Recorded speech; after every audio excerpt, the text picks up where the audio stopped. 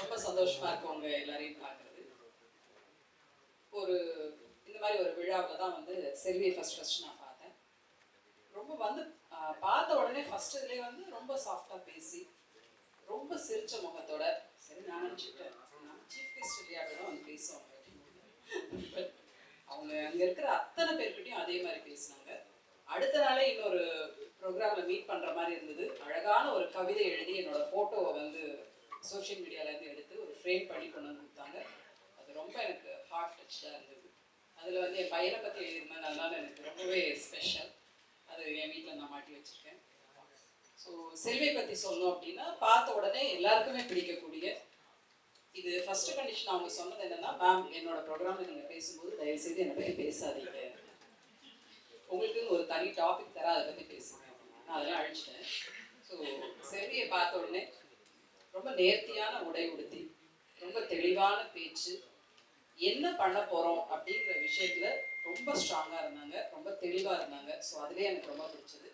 அவங்க இந்த ப்ரோக்ராம்க்கு என்னை கூப்பிடும்போது, மேம் இந்த ப்ரோக்ராம் நடத்துகிற நீங்கள் வாங்க அப்படின்னு கூப்பிடல, வீடு தேடி வந்து ஒரு 1 hour இதை பற்றி எனக்கு என்னமே தெரியாது, இதை பற்றி எல்லாம் விளக்கி சொல்லி அப்புறமா இந்த ப்ரோக்ராம் கூப்பிடும்போது எனக்கு ரொம்ப சந்தோஷமாக இருந்தது. ஸோ சீஃப் கெஸ்ட்னா கூப்பிடுவாங்க, வாங்க மேம் இதை குத்து விளக்கு ஏற்றி வைங்கன்னு சொல்லுவாங்க. பட் இவ்வளோ விளக்கமாக சொல்லி கூப்பிட்டது வந்து இதுதான் ஃபர்ஸ்ட் டைம். ஸோ அதுக்கே நான் வந்து செல்விக்கு வாழ்த்து சொல்லுவேன்.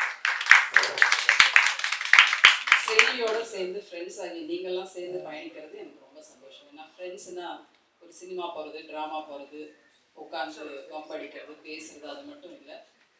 இந்த மாதிரி எல்லாம் பண்ணுறாங்க அப்படின்னு நினைக்கும் போது ரொம்ப சந்தோஷமாக இருக்குது. அதுக்கு உங்கள் டீச்சர் வந்து உங்களுக்கு துணையாக இருக்காங்க அப்படின்னு நேரில் பார்க்கும்போதே கண்டிப்பாக அவங்க வந்து உங்களுக்கு மட்டும் அம்மா டீச்சர் கிடையாது, பார்க்குற எல்லாருக்கும் அம்மா தான் நினைக்கிறேன்.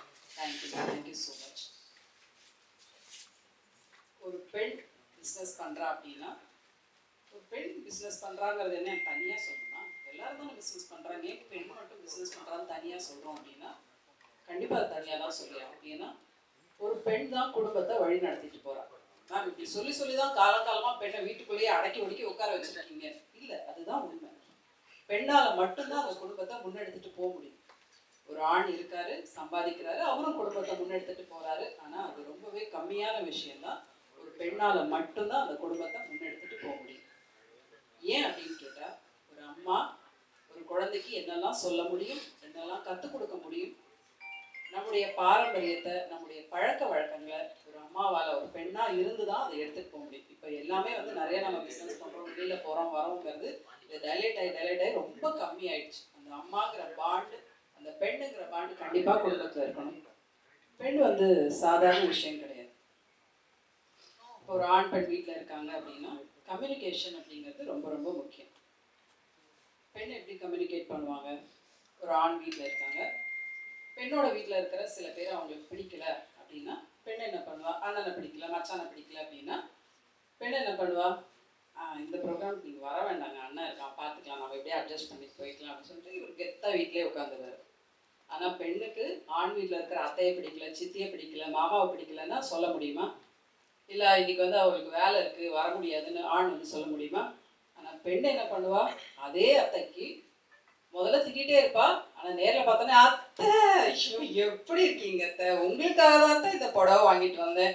அந்த புடவை எப்படி வாங்குவா? அந்த அத்தைக்கு பிடிக்காத கலராக செலக்ட் பண்ணியிருப்போம், அதெல்லாம் வேறு விஷயம். அத்தை வீடு தேடி வந்தான்னா பழைய பாலில் டிகாஷன் போட்டு அப்படியெல்லாம் கொடுப்போம். எப்படியெல்லாம் நம்முடைய வண்ணத்தை காட்டிக்க முடியுமோ அப்படியெல்லாம் காட்டிப்போம். ஆனால் அந்த கம்யூனிகேஷன், அந்த பாண்டிங்கை என்ன ஆனாலும் பெண் விட்டு கொடுக்க மாட்டான். அதனால தான் பெண் பிஸ்னஸ் பண்ணும்போது எவ்வளோ பிரச்சனைகள் அவங்களுக்கு ஒரு முன்னெடுத்துட்டு போயிட்டே இருக்காங்க, வேலை பார்த்துட்டே இருக்காங்க. அப்படிங்கும்போது ஒரு 2 மாதம் கவனம் இருப்பான் மேலே இருக்கிறவன், 3ஆவது மாதம் போடுறா இவளுக்கு ஒரு காய்ச்சலை, இழுத்து வைக்க இல்லையா, அவளுக்கு இல்லையா, வீட்டில் இருக்கிறவங்களுக்கு ஏதாவது ஒரு கொடு, அவங்க தான் இது பார்த்துக்கணும் இல்லையா, ஏதாவது ஒரு ப்ராப்ளத்தை உருவாக்கி. பட் ஆனாலும் அதை எடுத்துகிட்டு போயிட முடியும். பெண்ணால் அதை முன்னெடுத்துட்டு போகிறதுங்கிறது ரொம்ப கஷ்டமான விஷயம்.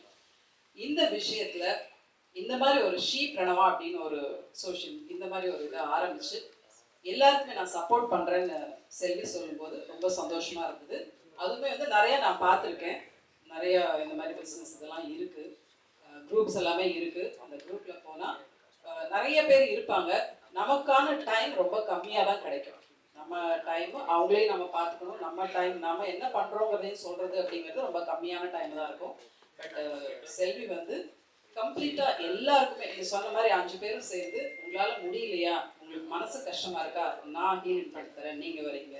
ஸோ எப்படி பிஸ்னஸ் எடுத்துகிட்டு போகிறதுன்னு சொல்லிக்கிறதுக்கு இவங்க இருக்காங்க. ஸோ எல்லாருமே சேர்ந்து இதை முன்னெடுத்துட்டு போகும்போது ரொம்பவே சந்தோஷமான விஷயம்தான். இன்னொரு சின்ன கதை ஒன்று சொல்லணும்னு நினைக்கிறேன். இப்போ கதை அப்படின்னு சொன்னாலே வந்து கண்டிப்பாக ஏதாவது ஒரு அனிமல்ஸை பற்றி தான் நம்ம சொல்லி எடுத்துக்காட்டாக சொல்லுவோம். இது ஏன் ஒரு பறவையை பற்றி சொல்லுவோம், ஒரு அனிமலை பற்றி சொல்லுவோம், ஏன் மனுஷங்களை பற்றி சொல்லாமல் பறவைகளை பற்றி விலங்குகளை பற்றி சொல்கிறோம்?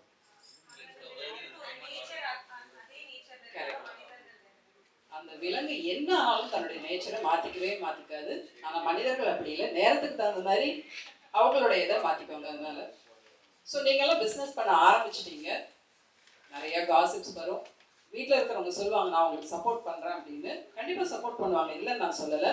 கொஞ்சம் காலம் ஆகும்போது அந்த சப்போர்ட் வந்து கொஞ்சம் கொஞ்சமாக கம்மியாகும். சில வேளை சில சமயங்களில் அது பொறாமையாலும் இருக்கலாம், இல்லை அவங்களால முடியாததுனாலும் இருக்கலாம், அந்த சப்போர்ட் கொஞ்சம் கம்மியாகும். வீட்டில் இருக்கிறவங்க மட்டும் இல்லை, சுற்றி இருக்கிறவங்களும் கண்டிப்பாக அந்த பிரச்சனைகளை நமக்கு கொண்டு வருவாங்க. அதையெல்லாம் தாண்டி தான் வந்தாகணும். கழுகோட நேச்சர் என்ன அப்படின்னா, இருக்கிறதுலே வச்சு ரொம்ப உயரத்தில் பறக்கக்கூடிய பறவை வந்து கழுகு. காக்கா என்ன பண்ண தெரியுமா, கழுகு மேலே உட்காந்துட்டு அதை கொத்திக்கிட்டே இருக்கும். கழுகு ஒன்றுமே பண்ணாது, அமைதியாக அது கொஞ்சம் கொஞ்சமாக தன்னுடைய உயரத்தை தன்னால் எவ்வளோ உயரத்துக்கு பறக்க முடியுமோ அவ்வளோ உயரத்துக்கு பறந்து போய்கிட்டே. காக்கா கொஞ்சம் தூரம் வந்தோடனே அதால் சமாளிக்க முடியாமல் கீழே விழுது. ஸோ நம்மளும் அப்படி தான் இருக்கணும். அடுத்தவங்க என்ன சொல்கிறாங்க காதுலேயே வாங்கிக்காதீங்க.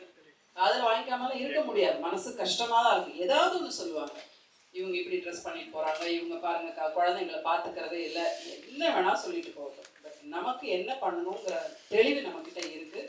கண்டிப்பாக அந்த தெளிவிலேருந்து மேலே மேலே மேலே மேலே கழுகு மாதிரி நீங்கள் மேலே வந்துட்டீங்கன்னா பறந்துட்டு இருக்கிற காக்காலாம் கீழே விழுது.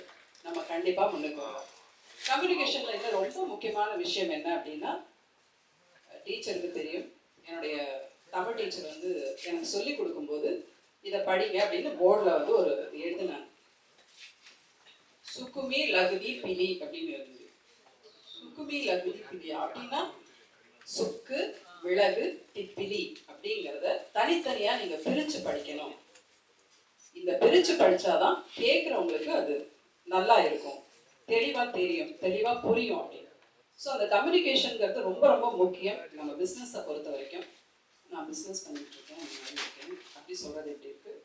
நான் சுஜாதா பாபு இந்த மாதிரி ஒரு பிஸ்னஸ் பண்ணிட்டுருக்கேன். தெளிவாக பேசுங்க, தெளிவாக இருங்க. சப்போர்ட் பண்ணுறதுக்கு ஸ்ரீ பிரணவாவும் அவங்களோட குரூப்பும் உங்களுக்கு இருக்காங்க. கண்டிப்பாக இது வந்து ஃபஸ்ட்டு லான்ச். இது மேலும் மேலும் பல கிளைகளாக விரியும் அப்படிங்கிற வாழ்த்துக்களை எல்லாம் நல்ல இறைவனை நான் பிரார்த்திக்கிறேன். நன்றி, வணக்கம்.